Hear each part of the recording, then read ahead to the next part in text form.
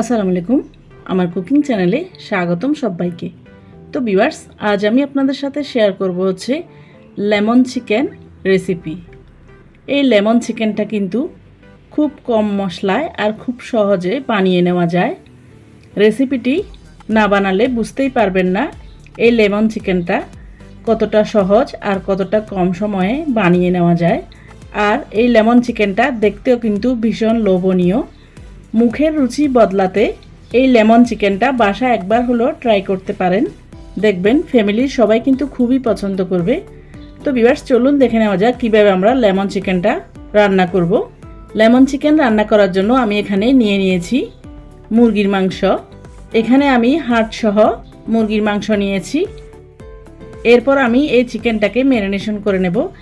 এখানে আমি দিয়ে দিয়েছি হাফ টিস্পুন লবণ, এরপর দিয়ে দিয়েছি 1 টেবিল স্পুন পরিমাণ লেবুর রস। এরপর আমি এই চিকেনগুলোকে ভালো করে মেখে 10 থেকে 15 মিনিট পর্যন্ত রেস্টে রেখে দেব।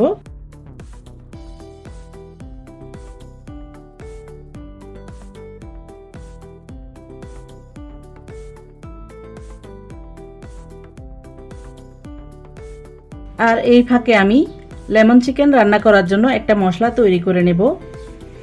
এখানে আমি মশলাটা তৈরি করার জন্য নিয়ে নিয়েছি 2 ইঞ্চি পরিমাণ আদা। এরপর নিয়ে নিয়েছি 10 থেকে 12টার মতো কাঁচামরিচ, নিয়ে নিয়েছি 20 থেকে 25টার মতো রসুনের কোয়া। এরপর আমি প্রথমে আদাটাকে স্লাইস করে কেটে নিয়েছি আর রসুনটাকেও ছোট ছোট টুকরো করে কেটে নিয়েছি।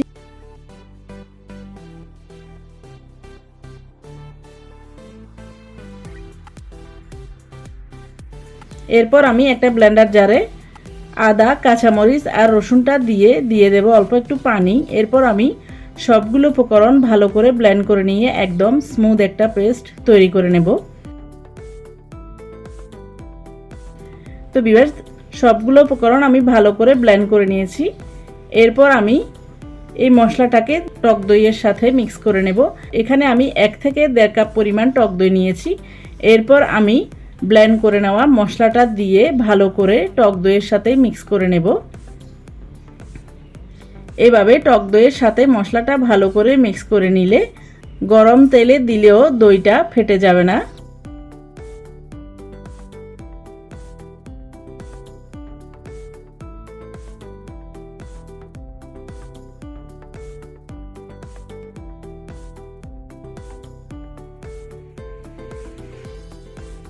তো ভিউয়ার্স, দেখতে পাচ্ছেন দইয়ের সাথে আমি ব্লেন্ড করে নেওয়া মশলাগুলোকে মিক্স করে নিয়েছি। এরপর আমি চিকেনটাকে দেখিয়ে দিচ্ছি।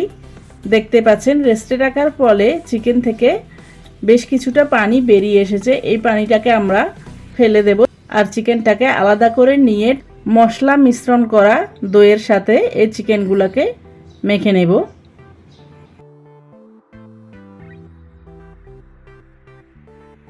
তো ভিউয়ার্স, দেখতে পাচ্ছেন চিকেনটাকে আমি একটা মিক্সিং বলে নিয়ে নিয়েছি। এরপর আমি ব্লেন্ড করে নেওয়া মশলা আর টক দইয়ের মিশ্রণটাকে চিকেনের সাথে দিয়ে ভালো করে মেখে নেব।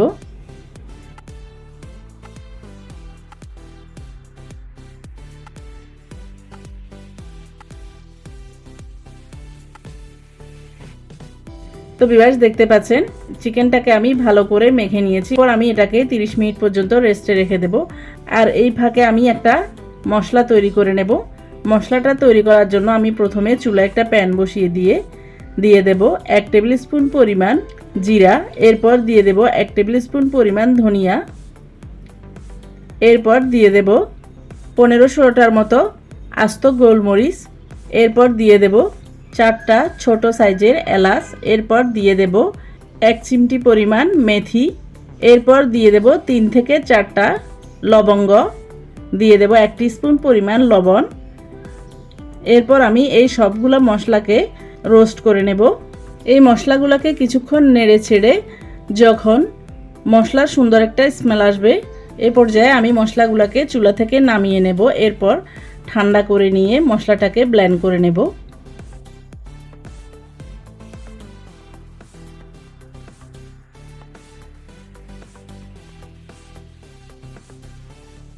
তো ভিউয়ার্স, এরপর আমি চুলা একটা পাতিল বসিয়ে দিয়েছি 4 থেকে 5 টেবিল স্পুন পরিমাণ সরিষার তেল। তেলটা ভালো মতো গরম হয়ে গেলে এরপর আমি দিয়ে দেব 2টা ফাটিয়ে নেওয়া এলাচ, দিয়ে দেব একটা তেজপাতা, এরপর দিয়ে দেব একটা লবঙ্গ। এই মশলাগুলোর সুন্দর একটা স্মেল আসলে এরপর আমি দিয়ে দেব আগে থেকে ম্যারিনেশন করা চিকেন।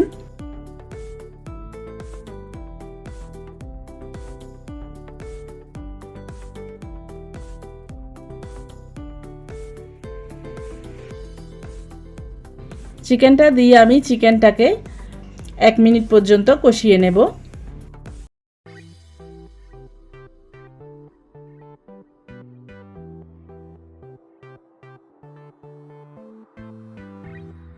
তো ভিউয়ার্স দেখতে পাচ্ছেন চিকেনটাকে আমি 1 মিনিট পর্যন্ত কষিয়ে নিয়েছি। চিকেন থেকে মোটামুটি পানিটা বেরিয়ে এসেছে। এ পর্যায়ে আমি চিকেনটাকে ঢেকে দিয়ে চিকেনটা সেদ্ধ হওয়া পর্যন্ত রান্না করে নেব।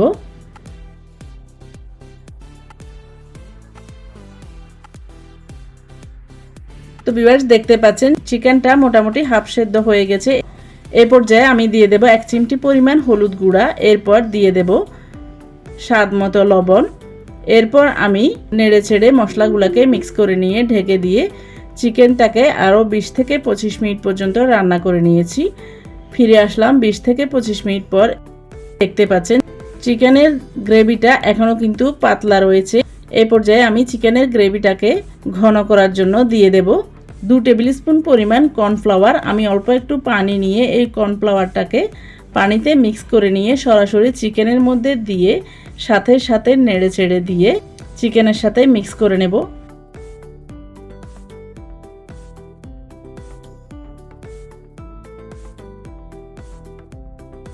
এই কর্নফ্লাওয়ারটা দেওয়ার সাথে সাথে একদমই অপেক্ষা করা যাবে না, সাথে সাথে নেড়েচেড়ে দিতে হবে, না হলে কিন্তু কর্নফ্লাওয়ারটা পাতিলের তলায় লেগে যাবে আর দলা পেকে যাবে। এরপর আমি নেড়েচেড়ে মিক্স করে নিয়ে দিয়ে দেব লেবুর যে সবুজ অংশটা আছে ওই সবুজ অংশটা। এই লেমন চিকেনের মধ্যে লেবুর সবুজ অংশটা দিলে লেমন চিকেনের ফ্লেভারটা খুবই সুন্দর আসে, খেতেও খুবই ভালো লাগে।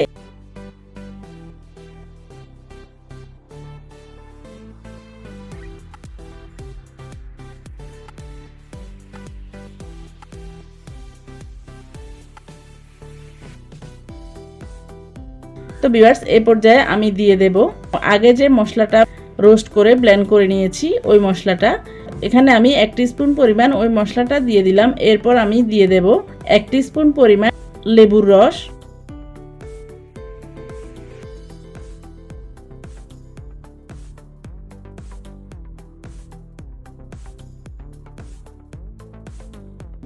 এরপর আমি মশলা আর লেবুর রসটাকে ভালো করে মিক্স করে নেব।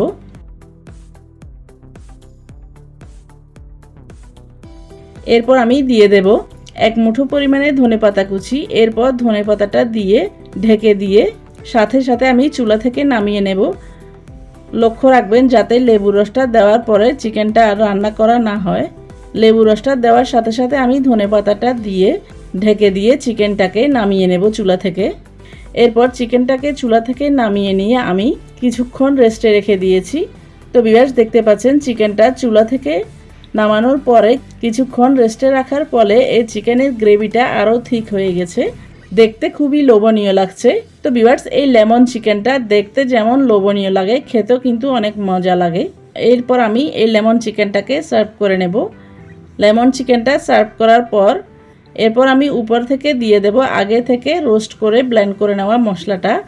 এভাবে লেমন চিকেনের মধ্যে এই মশলাটা দিলে লেমন চিকেনটা খেতেও কিন্তু খুবই ভালো লাগে আর এর ফ্লেভারটাও খুবই সুন্দর আসে।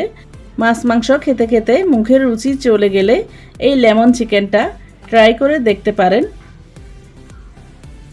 এই লেমন চিকেনটা দেখতে যেমন লোভনীয় খেতেও কিন্তু অনেক মজা। তো ভিউয়ার্স আপনাদের সবার কাছে অনুরোধ থাকবে আমার আজকের এই লেমন চিকেন রেসিপিটি যদি ভালো লাগে তাহলে বাসায় একবার হলো ট্রাই করবেন। আর রেসিপিটি যদি ট্রাই করেন তাহলে কেমন হয়েছে কমেন্ট করে জানাবেন। আর কোনো নতুন রেসিপি পেতে চাইলে আমার চ্যানেলে কমেন্ট বক্সে কমেন্ট করে জানাবেন, আমি আপনাদের সাথে অবশ্যই শেয়ার করার চেষ্টা করব।